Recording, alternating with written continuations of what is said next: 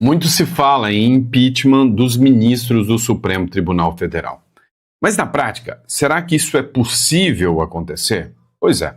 Hoje o Gilmar Mendes se manifestou. Vou te trazer aqui para a tela do nosso aplicativo, que já está começando a tomar aquela cara. E logo a gente vai distribuir esse aplicativo aqui para vocês. É o seguinte, o Gilmar Mendes, ele acabou fazendo uma manifestação sobre impeachment aqui no Brasil. Mas será que literalmente pode acontecer um impeachment dos ministros? A gente vai falar também sobre uma briga aqui, né? Wagner Moura, lembra aquele ator que fez Narcos? Pois é. Será que ele gostou demais do personagem e por isso agora é anti-americano? O Gustavo Gaia, que é um deputado muito bom, resolveu cutucar a onça com a vara curta e eu vou explicar para vocês o que foi que o Gustavo Gaia fez aqui. Outro ponto também que a gente vai falar é do Mauro Cid. Pois é. Mauro Cid, de delator do golpe a consultor internacional. Qual que é a nova presepada agora do Mauro Cid, né? E ele está indo para a boca do leão, né? Adivinha para onde que o Mauro Cid está indo? A gente vai falar sobre isso aqui.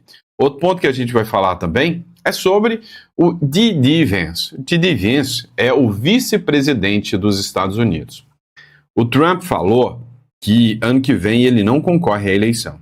E se o D.D. Vance assumir no lugar dele, eles vão sentir, a esquerda vai sentir saudade do Trump. Porque segundo o Trump, o D.D. Vance é muito mais radical do que o próprio Trump. E a gente vai falar um pouquinho sobre isso aqui com vocês. Enfim, a gente tem muita coisa para falar, vamos falar sobre a anistia, vamos falar ainda sobre o caso do Charlie Kirk, está dando muita repercussão, vamos falar sobre a Débora do Batom. Esse editorial está completinho, cheio de informações repletas para você. Então, antes de mais nada, curta, compartilha. A gente está tentando aprimorar a cada dia, melhorar a cada dia, para sempre estar trazendo conteúdo com a maior relevância para vocês. Então, se você puder, sempre dê uma força para a gente, curta, compartilha, é sempre importante, tá bom? Agora, vamos de matéria? Vamos entender tudo que está acontecendo no nosso Brasilzão? Então, bora pra cima, vamos de matéria. É o seguinte, vamos começar com essa publicação aqui, que eu achei muito legal, né, do Gabriel Brondi. O Gabriel Brondi, né, republicado aqui no Editorial Central, ele fez uma entrevista com algumas pessoas. Agora, eu vou te lançar uma dúvida, vou te fazer uma pergunta. Você já votou na esquerda? Mas seja sincero. Não vem pagar de inteligente agora, não, eu nunca votei no Lula, eu nunca votei na esquerda, eu nunca votei no PT. Mentira, é bem provável que é mentira, né? Mas, eu já votei. E, sabe, a minha visão é a mesma desse senhorzinho aqui. Escuta só o que ele falou aqui.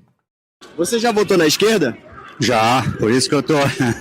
Quando eu olho para trás, eu tenho raiva de mim mesmo. O que fez você mudar de ideia? Eles mesmos, né?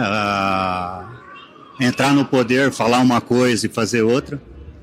Um papo que se você pegar lá de 99, 2000 e hoje não mudou nada.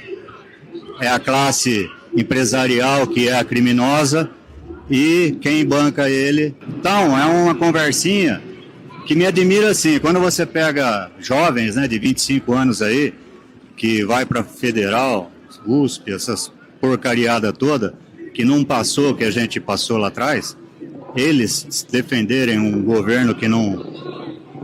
Só o professor fala para ele acredita, tudo bem. Agora, se você pegar pessoas da minha idade, eu vou fazer 64 anos, ou um pouco mais nova, né, que passou por tudo que a gente passou, mostraram, a Lava Jato mostrou aí tudo que foi mostrado, e ainda defender isso, é complicado. Ele falou tudo. Não é o fato de você já ter acreditado. Eu, em 2002, eu acreditei. Depois, em 2006, eu acreditei de novo. E aí, no more. Né? Aí, não mais. Agora, o que ele falou é certo. Errar é humano. Né? O problema é ficar insistindo nesse erro. E eu acho que o retrato de tudo isso já foi exposto pra gente aí. Vamos falar agora do Mauro Cid? Bora lá? Dá uma olhada. Mauro Cid, de delator do golpe a consultor Internacional. Quem quiser conferir essa matéria, logo vai estar no editorial central para vocês. O Mauro Cid, ex-ajudante de ordens de Bolsonaro e peça-chave no enredo do suposto golpe de Estado, parece ter encontrado um novo rumo para sua vida, mudar-se para os Estados Unidos ou virar consultor. Depois de passar mais tempo preso sob medidas cautelares do que a pena de 2 anos imposta pelo STF, agora ele aguarda a decisão sobre a sua aposentadoria militar. Em resumo, foi usado, triturado, descartado pelo sistema que jurava estar defendendo a democracia. É o seguinte, falaram até em colocar uma pena maior nele. E assim, é absurdo, é assustador, literalmente, a mídia de imprensa convencional, né, ela tratar o caso, e a matéria fala isso aqui, ela tratar casos como o do Mauro Cid, onde a pessoa ficou presa mais tempo do que a pena, né, que lhe foi imposta. Onde a pressão que foi feita sobre o Mauro Cid, a forma que foi feita essa delação, a busca de provas incessante, isso aqui assusta todo mundo. Numa democracia, isso nunca seria aceitável. Isso aqui é coisa típica de autoritarismo. E aí esse caso do Mauro Cid, né, ficou emblemático, sim, porque chamou muita atenção, né, a forma que o Mauro Cid teve que dar essa delação. Todo mundo sabe que isso aqui foi contra a vontade, né, teve uma pressão muito grande, inclusive com versões em um único depoimento, como disse o Alexandre de Moraes, mas dividido em 8 pedaços, né? O problema é que um pedaço às vezes contradizia com o outro pedaço. Mas tá tudo normal na Republiqueta das Bananas que a gente vive aqui, né? Tá tudo normal na Republiqueta das Bananas. Agora, Mauro Cid, depois de ter feito esse estrago todo, depois de não ter honrado muito bem a sua farda, porque o Felipe Martins, eles queriam fazer a mesma coisa com ele. Se o Mauro Cid tivesse tido a mesma coragem que o Felipe Martins, né? Mas não teve. Agora, o problema é que o Mauro Cid pegou 2 anos, vai da linha do Brasil, vai embora do Brasil. O que me espanta é ele ir logo para os Estados Unidos, onde a galera tá doida para pegar o Moraes, ele que é o delator que levou o Bolsonaro para cadeia. Será que ele vai ter visto para ir para os Estados Unidos? Vamos lá. E por falar em querer ir para os Estados Unidos, vamos falar aqui, ó, do Wagner Moura, matéria do editorial central também. Geyer cutuca Wagner Moura e expõe a contradição. Ele ataca o Trump e abraça o Moraes. Olha só esse trecho aqui. Cara, tem um editor aqui do editorial central, né, o Paulo Andresa, mas o cara é bom, viu? O deputado Gustavo Geyer, do PL Goiás, resolveu cutucar a onça com a vara curta e foi direto ao ponto. Sugeriu ao secretário dos Estados Unidos, Marco Rubio, que desse uma olhadinha em Wagner Moura. Segundo Geyer, o ator seria um extremista por atacar Donald Trump e, ao mesmo tempo, apoiar Alexandre de Moraes, figura já apontada internacionalmente como um potencial violador de direitos humanos. A provocação aconteceu no X, onde Geyer expôs a contradição digna de roteiro barato de série política. O curioso, e aqui chamou a atenção, é que o Wagner Moura ficou conhecido mundialmente pelo seu papel em Narcos, né, onde ele representava ali o próprio Pablo Escobar.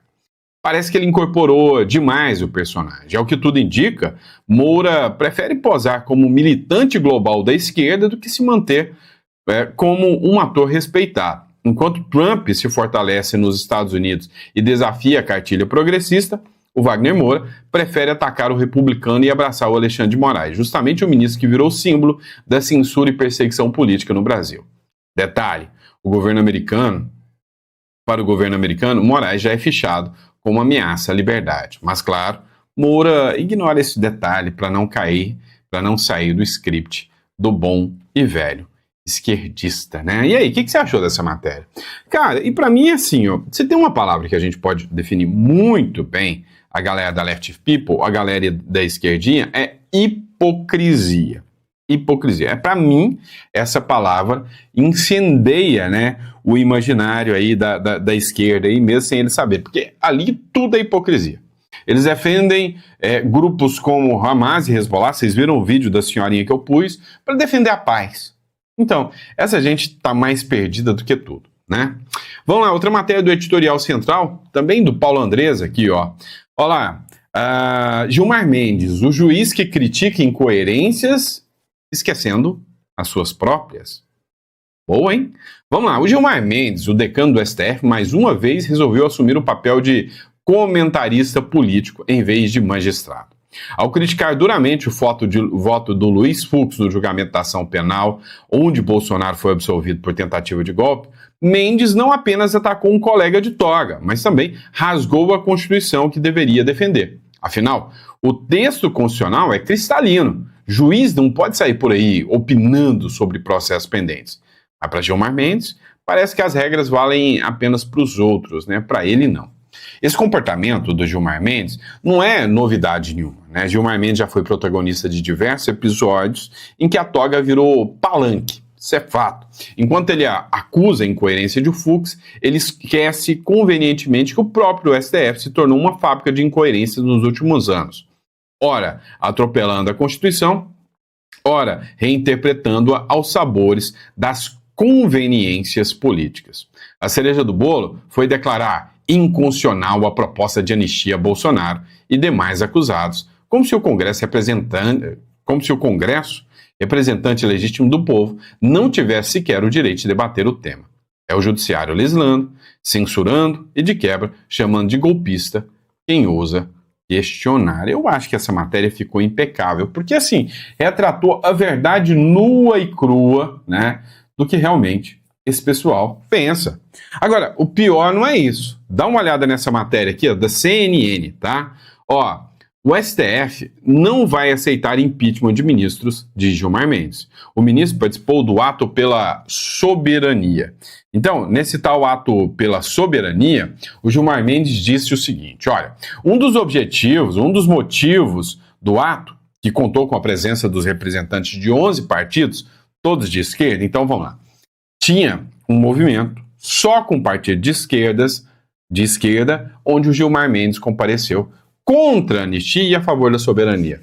Pode isso, Arnaldo? Um juiz que tem que ser imparcial está num evento da esquerda contra a direita? Acho que não, hein?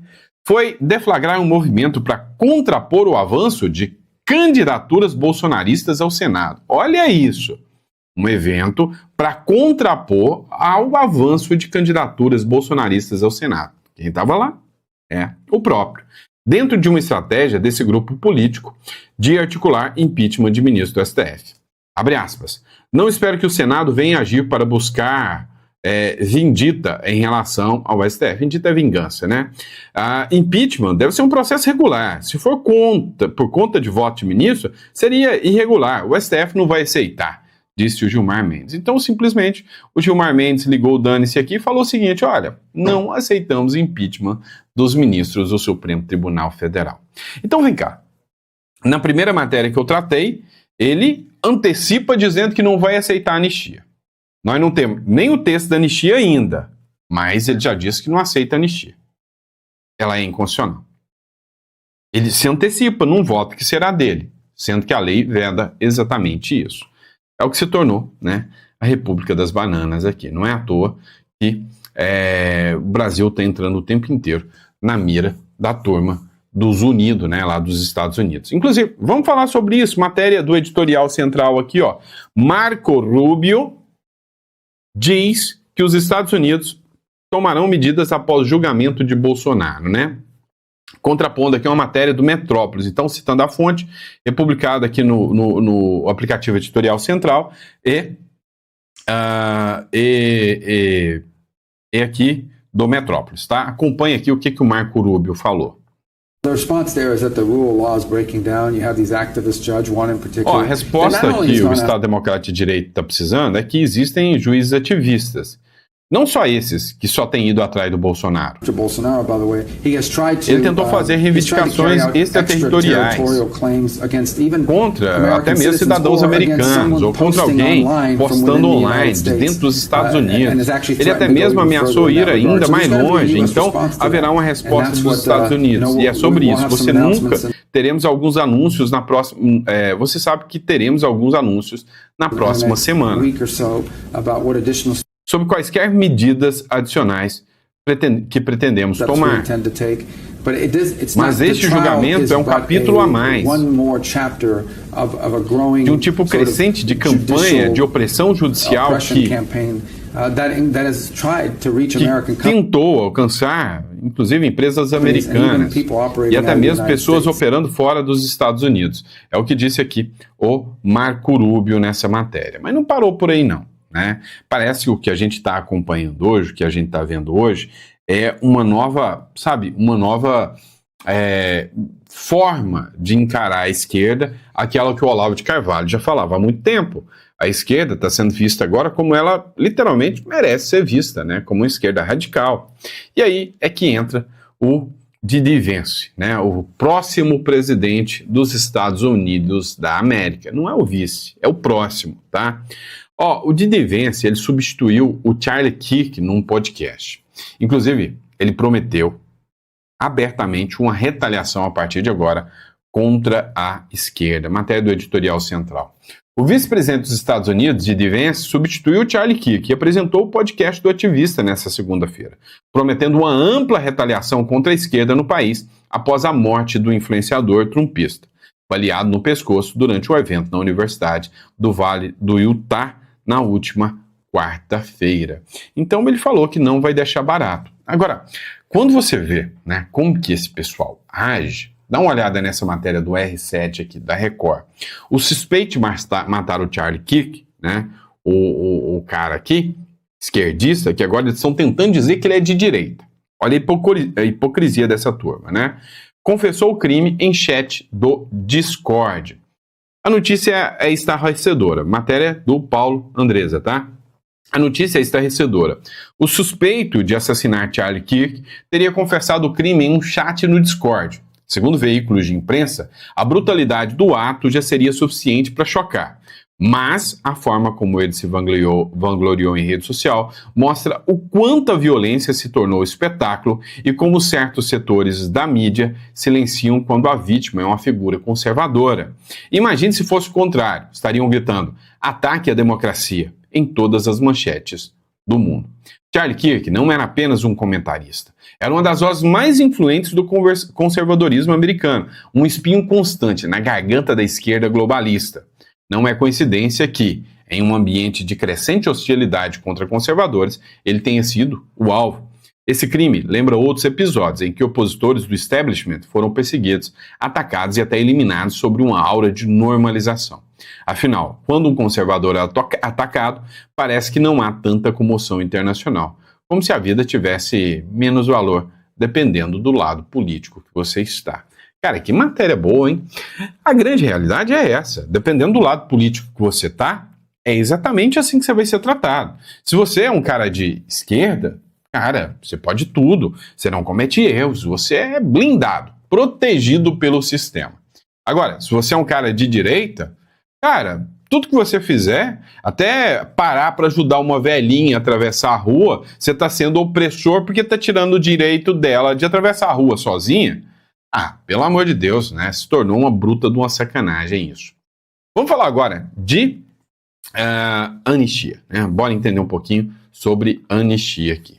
Vem o Michel Temer, el vampirão, né? E disse, sim, eu concordo com todo mundo do STF, eu concordo com Lula, eu concordo com a esquerda, Bolsonaro tinha que ser condenado mesmo, e tá bom, não tem que ter anistia. É isso aí, tá? Matéria do Infomoney para vocês. O Temer critica a anistia e menciona ataque de Tarcísio a Moraes. Eu até estranhei, né, o ataque do Tarcísio ao Moraes. O Temer disse concordar com o ministro do Supremo Tribunal Federal, Flávio Dino, que afirmou que a anistia não é sinônimo de paz, não, citando o próprio Charlie Kirk, que deixou os Estados Unidos pistola com isso. Abre aspas, ele está certíssimo. Ele confirma o que eu tenho dito ao longo do tempo. Se for decretada a anistia pelo Congresso, sem este pacto nacional que eu estou dizendo, disse Temer ao Roda Viva da TV Cultura. Nessa mesma entrevista, o ex-presidente tratou como, abre aspas, infelicidade os ataques do governador de São Paulo, Tarcísio de Freitas, ao ministro Alexandre de Moraes. Abre aspas, acho que foi o clima político em que ele tinha que envolver os bolsonaristas, porque mesmo entre os bolsonaristas havia críticas à posição dele. Ele quis trazer o bolsonarismo. Sei que ele está bem como como ministro do Supremo. Até estranhei, mas acho que ele pode se recompor, ou seja, fazendo críticas aqui, né, aos ministros ao Tarcísio de Freitas por ter feito críticas aos ministros do Supremo. Cara, o Michel Temer em si, ele é uma figura amplamente ligada e vinculada aos ministros do Supremo Tribunal Federal. Se hoje o Brasil, de certa forma, encara aí o Alexandre de Moraes como tal, é porque um dia o Temer o colocou lá dentro. Isso aí não é novidade, não é nada novo para ninguém, né? Todo mundo sabe disso. Então, se a gente acompanha hoje é porque a gente sabe que o Michel Temer colocou o Alexandre de Moraes.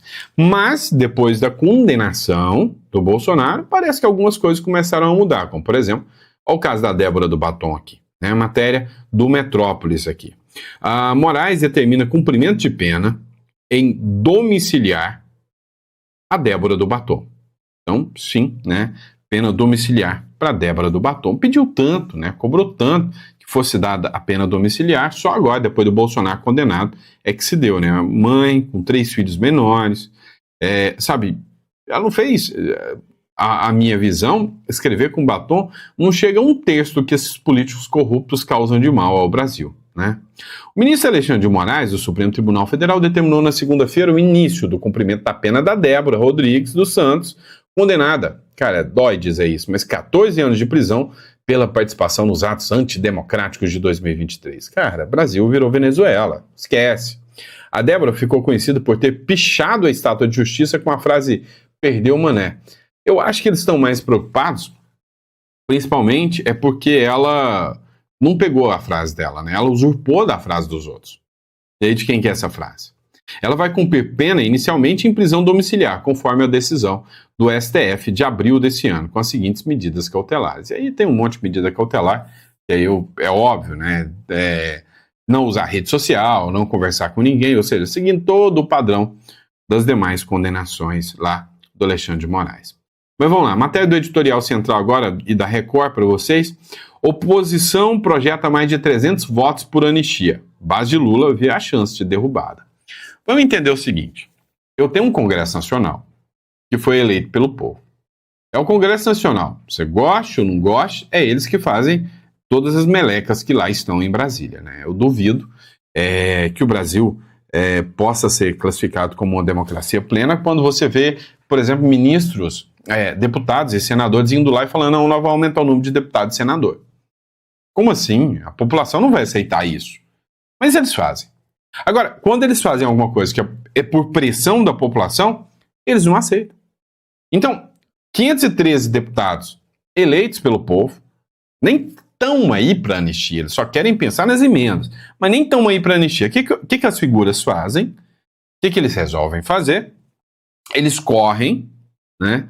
Correm do povo, o povo vai atrás, pressiona e eles falam, não, agora nós vamos votar pela anistia, porque a gente quer voto, 2026 está chegando, e aí eles não vão aceitar. Ó, matéria da CNN também, né, do Caio Junqueira aqui. Planalto e STF sinalizam ao Senado aceitar só se for uma anistia bem lightzinha, né, que é bem pequenininha, né? Segundo fontes que vêm da confecção do texto, a proposta envolve 4 aspectos. Vai reduzir as penas para crimes de tentativa de golpe de Estado e abolição violenta do Estado Democrático de Direito. Vai reduzir as penas e colocar todo mundo em domiciliar com tornozeleira, né? Agravamento da pena se a abolição violenta do Estado Democrático de Direito for cometida mediante tentativa de golpe de Estado. Então, né? A criação de um tipo penal específico com penas menores para quem comete crimes contra a democracia influenciando por multidão, mas sem ter exercido papel de liderança ou financiamento. Toda manifestação da direita agora vai virar tentativa de abolição do Estado violento, abolição ao Estado democrático de direito. Só que assim, essas leis vão passar. E se essas leis passarem, a gente também precisa entender que o governo de esquerda também vai passar, né? Ou seja, o governo de esquerda também vai passar. E aí é onde o jogo vai mudar um pouquinho, porque a hora que o governo de esquerda passar, chegando um governo de direita, essa lei pode ser aplicada contra ambos, né? Vamos lá. O Douglas Garcia, ele fez essa publicação. Eu acho isso aqui um risco. Cara, eu não tô criticando o Douglas Garcia, nem queria criticar, tá? O cara faz um trabalho excepcional, mas eu só tô emitindo a minha opinião. Cara, eu acho tão perigoso isso aqui que eles fazem. Tipo assim, cara, essa gente é raivosa. Eles são maus, eles são, sabe, eles destilam ódio na fala se você pensa diferente. E aí o cara vai lá no reduto deles, tá certo, que o cara é bombadão, grandão, fortão, mas não adianta, cara. Esses caras, eles dão tiro no pescoço, eles dão facada, e falta viradinha, né? Como diz o intelectual da esquerda, né? Essa gente é má. E eu acho muito arriscado esse tipo de situação como essa aqui. Dá uma olhada nesse vídeo, né? Do Douglas aqui, Douglas Garcia. Sente a paz desse lugar.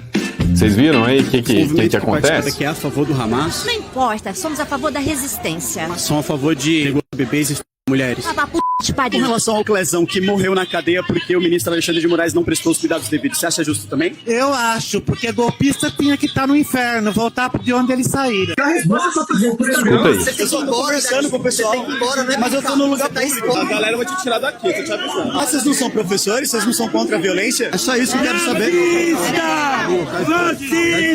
Mas dependesse de você, todas as pessoas que foram no 8 de janeiro estariam mortas hoje. Vamos lá. Eu quero que vocês prestem atenção no que ele falou pra essa senhorinha aqui, tá? Peraí que eu fiz meleca aqui. Peraí que eu vou achar aqui de novo. Tô aprendendo a mexer aqui ainda, né? Tô pegando aqui, tá? Acho que... Eita, uai. Acho que não tá dando certo aqui, mas vamos lá. Não tô conseguindo passar o local do vídeo, não. Ué. Agora sim, tá? Agora eu achei aqui, tá? Demorou um pouquinho, mas achei, tá? Não preocupa não. Ó, veja, é um senhorzinho com a bandeira da Palestina que quer matar israelenses, quer matar o povo judeu, chamando o cara de nazista. É o retrato deles. Eu quero saber.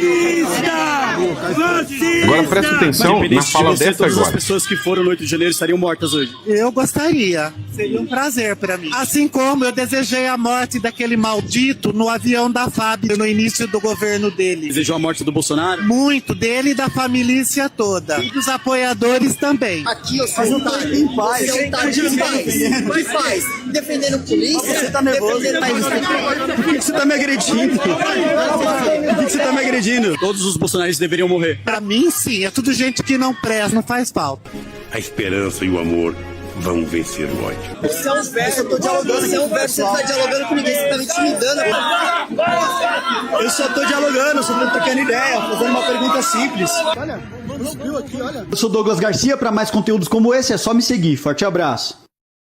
Você não entendeu. Isso aqui é um encontro de professores, tá? Professores. Deu para você sentir o drama? Agora, por que esses professores, esses intelectuais, essa turminha do amor pode falar tudo, pode continuar do jeitinho que eles querem? Dá uma olhada, é simples. Você viu aquele cara lá, aquele tal de Peninha lá, que ficava desejando, falando igualzinho. Você viu alguma diferença entre a fala do Peninha e daquela mulher sem noção que acabou de falar no vídeo agora? Não existe, né? Mas olha por quê. O cara ficou milionário,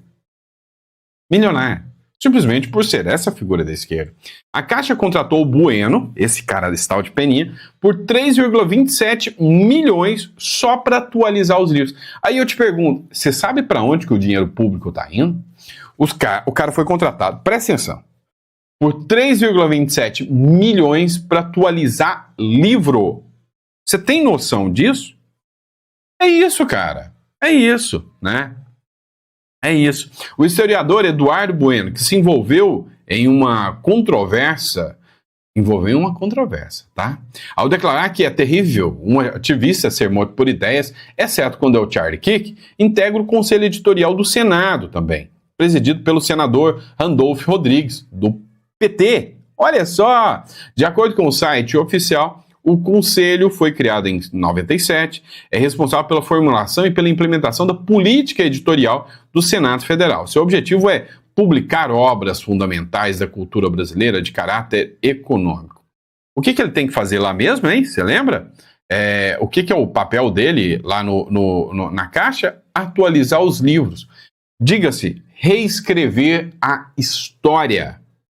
1984 já dizia isso. Se você controla o passado e reescreve a história, você manda no futuro. É simples assim. Agora, olha só, né? O que foi dito aqui pelo vereador aqui, lá do Rio Grande do Sul. Dá uma olhada. Eduardo Bueno Peninha gravou 2 vídeos prometendo retratação, mas reforçou suas falas sem ligar para a opinião pública.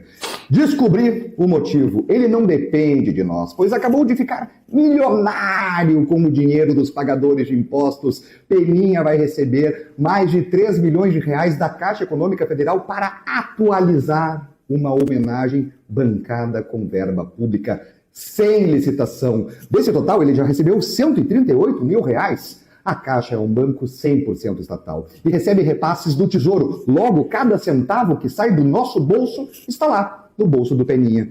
Enquanto Peninha debocha da morte de Charlie Kirk, ameaça atropelar velhinhas que protestavam e jogou pedras em manifestantes, ele é sustentado com o nosso dinheiro. Sua arrogância não nasce do talento ou da coragem para enfrentar a direita, mas da certeza de que o Estado banca sua vida em um dos bairros mais nobres de Porto Alegre. A grande questão é, você acha que em algum momento, mas em algum momento, né, pessoas como ele vão simplesmente se importar achando que o Estado vão lhe punir? Não vão.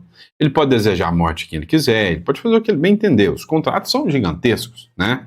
Dá uma olhada aqui, o que o Primo Rico falou, como que tá, né, as nossas contas públicas. Aí você começa a entender o porquê, né? Dá uma olhada. Saíram os resultados dos Correios. Meu amigo, se você achou que o rumo do governo não podia ficar pior, você nunca teve tão enganado, porque sim, ficou pior. Aliás, só para deixar claro, eu não gosto de ficar vindo aqui dar notícia ruim não, tá? Mas parece que ultimamente é só isso que eu tenho visto, não é possível. Só para você entender melhor o tamanho do problema, em 2020, em plena pandemia, os Correios tiveram um lucro de 1,53 bilhão de reais. No ano seguinte, 2021, o Correio teve o maior lucro da história, foi 3,7 bilhões de reais. 21, Bolsonaro. Aí, a partir de 2022, a coisa começou a desandar e os Correios só tiveram prejuízo.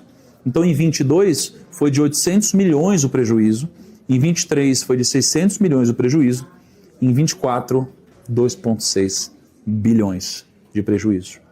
E agora, só no primeiro semestre de 25, ou seja, eu estou falando da metade do ano, os Correios registraram um prejuízo, meu Deus, de 4,37 bilhões de reais. É o maior de todos os tempos. Agora você deve estar se perguntando, né? De onde que veio todo esse prejuízo? O que mudou? Ele veio de 2 lugares. O primeiro ponto que explica esse prejuízo é a diminuição da receita. Do primeiro semestre de 24 para o primeiro semestre de 25, a receita caiu 61%. Provavelmente por conta da taxa das blusinhas, que começou ali no final do ano passado, que pode ter diminuído o consumo das pessoas. Agora pensa comigo, se você ganhava 10 mil reais por mês e agora passa a ganhar 4, o que você precisa fazer? Você precisa diminuir os gastos, né? Mas foi exatamente isso que os Correios não fizeram. Na verdade, eles fizeram o contrário. Eles aumentaram os custos. Só para vocês terem uma ideia, o custo com pessoal, que basicamente é salários, benefícios, contratações, subiu mais de 500 milhões de reais de 2024 para 2025. Ou seja, os Correios estão ganhando cada vez menos dinheiro e gastando cada vez mais. E adivinha o que acontece com uma empresa que faz isso por longos períodos de tempo? Aumenta as chances de quebrar, né? Mas no caso dos Correios, no caso do Brasil, literalmente é o que não vai acontecer. Não vai quebrar. O gasto com o pessoal está aí, né? E aí você vê o porquê desse empoderamento gigantesco da turma da Left People. Dá uma olhada, por exemplo, nesse cara aqui, ó, o Whindersson Nunes. Gostava pra caramba das piadas dele, já ri muito com esse cara, né? Mas igual o Wagner Moura, pra mim, um top de um ator. Mas se falar, você tem vontade de ir lá assistir os novos vídeos dele? Não. Você tem vontade de continuar assistindo o Whindersson Nunes? Não. Por quê? Porque eu não tenho identidade com esses caras mais. E para mim também, além do conteúdo, tem que ter identidade. E eu gosto disso, tá? Olha só, contrato de 11 milhões, olha a pancada, um pega 3,7 aqui, outro 11 milhões, contrato de 11 milhões de empresa de Whindersson Nunes com educação do Piauí é investigado. Olha isso, né? 11 milhões. E aí, matéria do Paulo Matias, diga-se de passagem. A empresa Tron Atividades de Apoio à Educação, para educação, hein? Limitada, de propriedade do humorista Whindersson Nunes, tem um contrato de 11 milhões com a Secretaria de Educação do Piauí para fortalecer materiais e treinamento em robótica sem licitação. O caso está sob apuração do Tribunal de Contas do Estado, que recebeu a representação apontando favorecimento indevido, já que outras empresas poderiam prestar o mesmo serviço. O contrato, financiado com recursos do FNDE, foi assinado em 19 de agosto e tem a validade até agosto de 2026.